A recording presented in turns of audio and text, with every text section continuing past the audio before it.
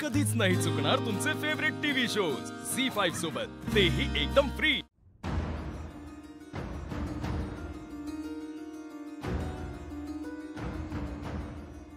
माझ्याशी बोलल्याशिवाय तुम्ही असे नाही निघून जाऊ शकत। बरं बोलतो आता काय बोलू सांगा, सगळं बोलून संपलं। या ईशाचा पाक चोता झालाय, आता काय बोलू? मला झालाय उशीर, मी जातो फॅक्टरीत। तुम्हाला काय एवढा राग येतो? तुम्हाला काय एवढा राग येतो? का असं करता तुम्ही? नका ना चिडत जाऊ इतके। पण मला तुमचा राग येतच नाही, मला गणी या ईशाचा राग येतो। आता बास झालो आता। अहो तुम्हाला या विषयाचा राग येतो हे मला माहितीये, तरीही तो विषय पुन्हा पुन्हा काढते मी तुमच्या समोर। याचा अर्थ का कळत नाहीये तुम्हाला? काय करून घेऊ आता अर्थ? मी तुम्हाला उपाय सांगते अधिपती, अत्यंत साधी सोपी गोष्ट आहे, तेवढी करा, फक्त समजून घ्या। त्यांच्याशी थोडं सौम्यपणे वागा, असं काय सांगते मी? तुमचं पण का नाही मास्तरीन बाई, त्या चारुलता मॅडमने झाले बरं काय। त्यासनी मी 10 वेळा सांगितलं हे असं काय करत जाऊ नका, तरी त्या काय माझी पाठ सोडाय नाहीत। आणि तुम्हाला मी 10 वेळा सांगितलं तरी परत उठून तोच विषय काढताय। तुम्हाला मी कटाळे येत नाही, कसं काय मला कळत नाही। चला आता फॅक्टरीत चला माझ्या संग, तिथे मी योच विषय बोल बसे। चला चला थांबा, असं चिडून रागावून घराबाहेर नाही पडायचं कधीच, आणि मला ते आवडतही नाही। आणि दुसरं म्हणजे हा विषय अर्ध्यावर सोडून कुठेही नाही जायचं तुम्ही। नाही, अर्ध्यावर बिर्ध्यावर काय सोडलेलाच नाही। माझ्यासाठी विषय संपलेला आहे, माझ्यासाठी विषय अस्तित्वातच नाही, अर्धा नाही काहीच नाही। अहो पण माझ्यासाठी नाही ना संपलाय हा विषय। अहो मास्तरीन बाई, मी तुमचं काही ऐकणार नाही अधिपती, प्लीज। मला फॅक्टरीत जायला उशीर होतोय, काम आहेत। कामं होतील नंतर, हा महत्वाचा विषय।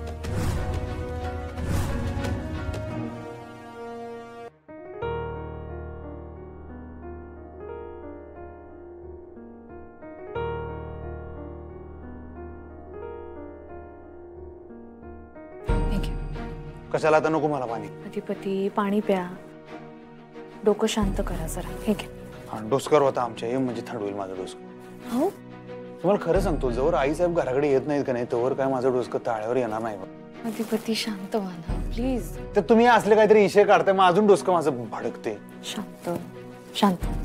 तुम्हाला खरं सांगतो, मला दुसरा कुठला इशेच येत नाही डोसक्यात, फक्त माझ्या डोळ्यांसमोर आता आई साहेब आहेत, बास, बाकी काय नाही। त्या हवायला पाहिजेत फक्त। तर ह्या चारुलता मॅडम त्याच्यात खीर खा, मोदक खा, नको मला, मला नको वाटतं, मला खरंच नको वाटतं। का नको वाटतं? अधिपती भुवनेश्वरी मॅडमवर किती प्रेम आहे तुमचं, किती जीव लावता तुम्ही। आत्ताच म्हणालात ना त्या तर तुमच्या डोळ्यासमोर नाही जात नाहीत म्हणून, मग ह्या तर आई येतो तुमच्या।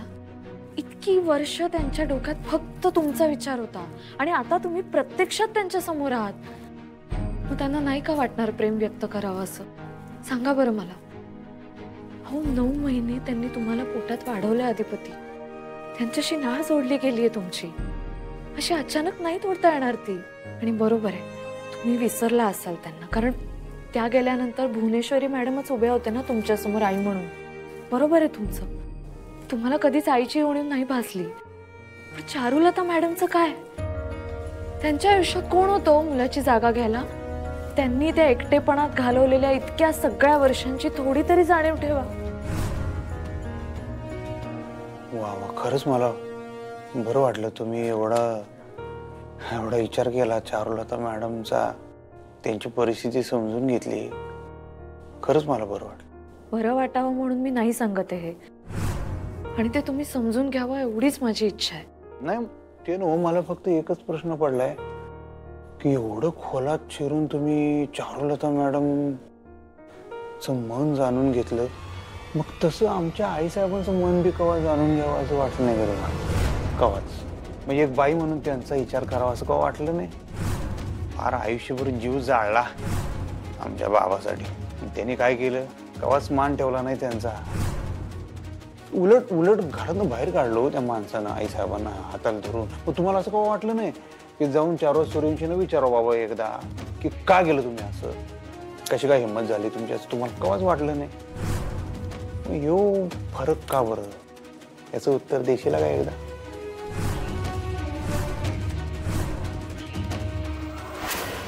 मला दिसलं नाही म्हणजे मी बाबांशी वाद घातलाच नाही असं नका समजू अधिपती।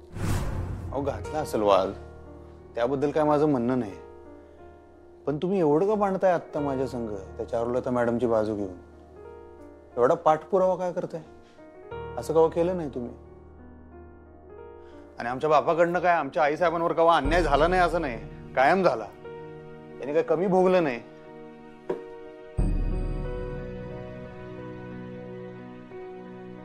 तरी मी लई शांतपणे आणि सभ्यपणेच बोलतोय चारुलता मॅडम संग. आमच्या बाबानं तर आमच्या आई साहेबांचा कायम अपमानच केला आणि पावलं पावली नुसती हडतूड गेली, दुसरं काही केलं नाही. आणि आमचा बाप जरी आई साहेबांशी कसा बी वागत असला ना, तरी आई साहेबांनी कधीच त्याचा राग मनात ठेवला नाही, कधी आम्हाला अंतर दिलं नाही. दुसरी एखादी बाई असती तर काय केलं असतं? आमच्या बापाच्या विनंतीवरूनच आई साहेब आम्हाला सांभाळत होत्या ना. पण त्यांनी कधीच नुसतं कर्तव्य करायचं म्हणून, एक काम करायचं म्हणून पाट्या टाकल्यासारखं केलं नाही. तुम्ही नाळेचं नातं म्हणताय ना, त्यांनी त्यांच्या प्रेमातनं नाळेचं नातं निर्माण केलं आमच्या संग. जरी आम्ही त्यांच्या पोटी जन्म घेतलेला नसला तरी नाळेचं नातं आहे आमचं आणि आई साहेबांचं.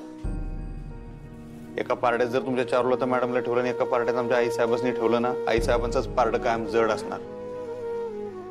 कारण जन्म दिलेल्या आईपेक्षा ज्यांनी आमच्यासाठी स्वतःचा जन्म खपवला त्या आई साहेबांचं मोल आमच्यासाठी कायम जास्त असणार. हो, मला मान्य आहे अधिपती. भुवनेश्वरी मॅडमने तुमच्यासाठी जे जे केलंय, त्यांचं तुमच्या आयुष्यात जे स्थान आहे ते कोणीच नाकारत नाहीये. मी नाही नाकारत आहे. मला माहितीये त्यांनी खूप मोठा त्याग केलाय तुमच्यासाठी.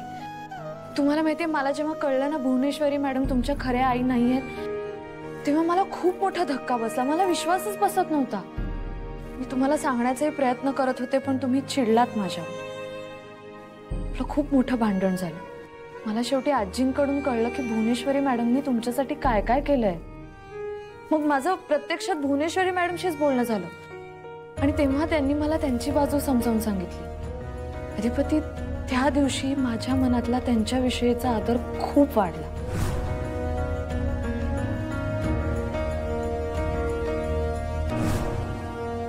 आमच्या घरात तर नाही अशी जंगी पद्धत आहे बघा. म्हणजे कसं आहे, पोट भरेपर्यंत नाही, पोट फुटेपर्यंत खायला घालायची पद्धत आहे ती आमच्या ताईची. नाही, मला काय वाटायलंय, आता ही जेवणाची पद्धत बी तुम्ही बदलायला असं वाटतं ताईची.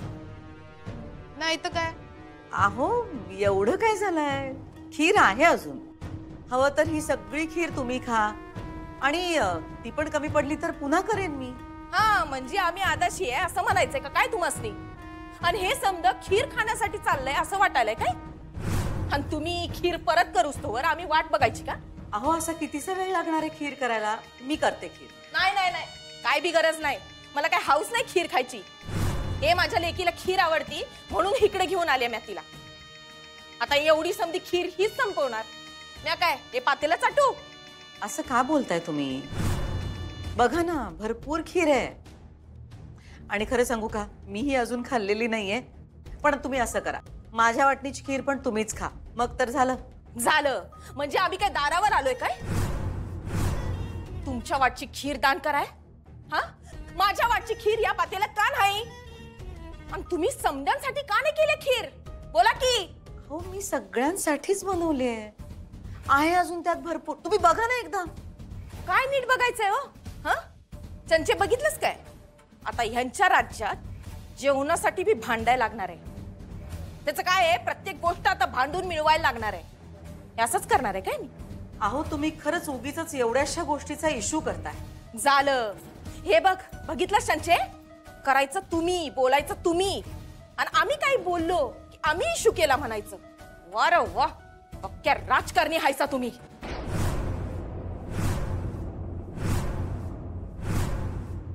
झी5 ॲप डाउनलोड करा आणि पहा सर्व एपिसोड्स एकदम फ्री.